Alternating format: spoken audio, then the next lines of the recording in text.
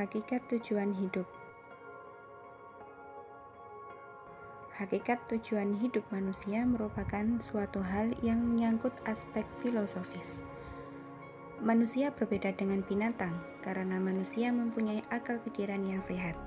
Terkadang dan pada saat tertentu manusia akan memulai memikirkan, mulai menanyakan suatu yang menyangkut dirinya sendiri, bahkan keberadaan dirinya sendiri. Hal inilah yang kita sebut dengan filsafat manusia. Pada intinya, filsafat manusia merupakan segala sesuatu yang menyangkut manusia sebagai objek kajian. Kita harus memahami bahwa hidup memiliki suatu tujuan. Tujuan merupakan bagian dari suatu nilai dianggap penting.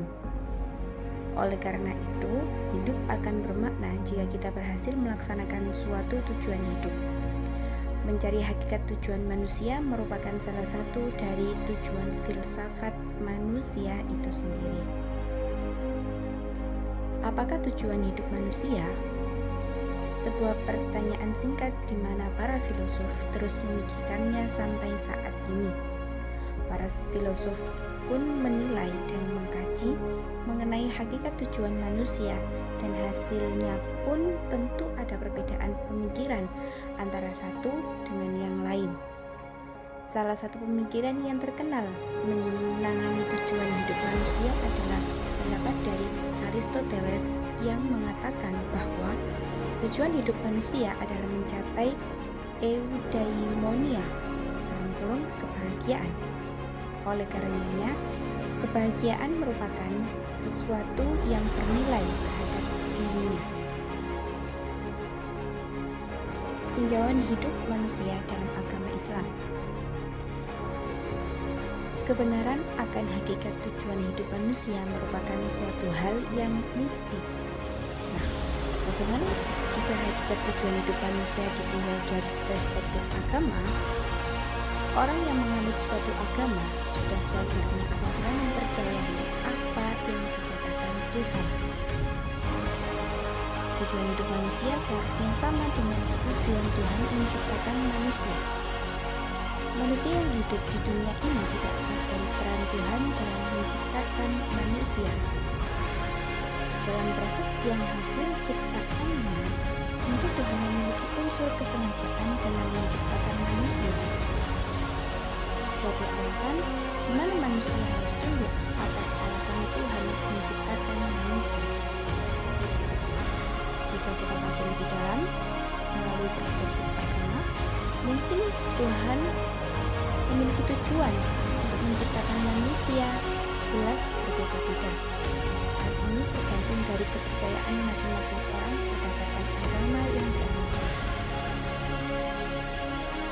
Orang yang beragama Islam dalam meninjau tujuan hidup manusia tentu melihat perspektif dari pedoman agamanya.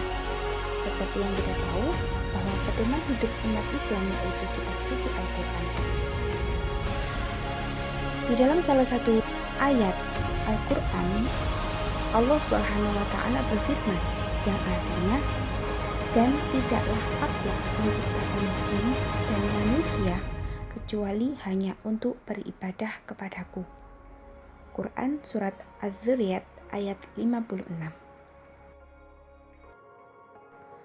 Jika kita tinjau dari ayat tersebut, sudah jelas bahwa manusia dalam hidup ini semata-mata hanyalah untuk beribadah kepada Tuhan.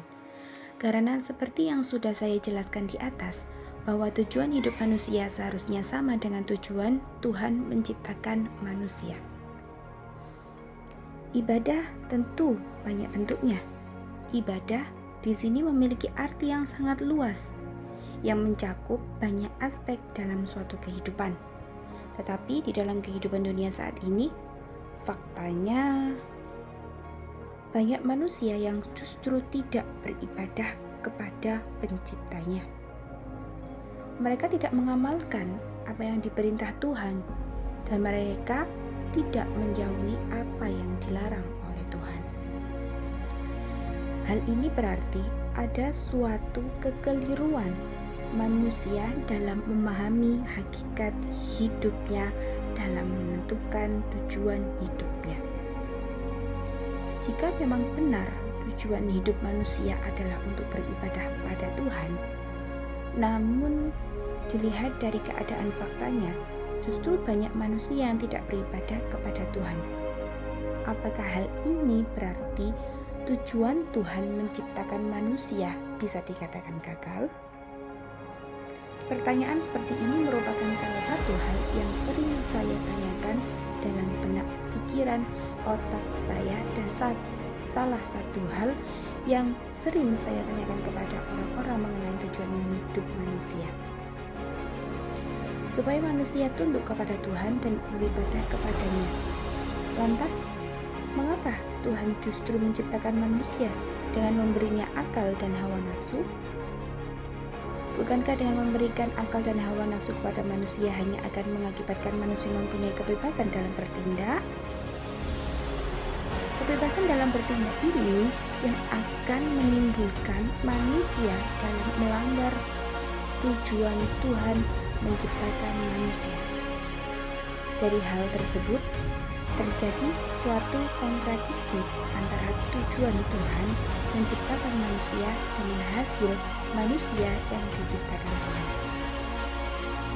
Kritis dalam agama merupakan suatu hal yang wajar dalam proses mencari kebenaran. Mempertanyakan kepada banyak orang merupakan bagian dari proses mencari suatu kebenaran. Oleh karena itu, saya berharap orang-orang pun harus mulai memikirkan dirinya sendiri dan dapat mendapatkan sebuah jawaban yang memuaskan atas semua pertanyaan yang ada di dalam Alkitab. Sekian, terima kasih.